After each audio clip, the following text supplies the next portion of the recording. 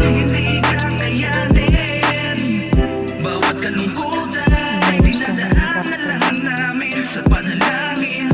Hindi madali, pero kailangan namin nakayanin.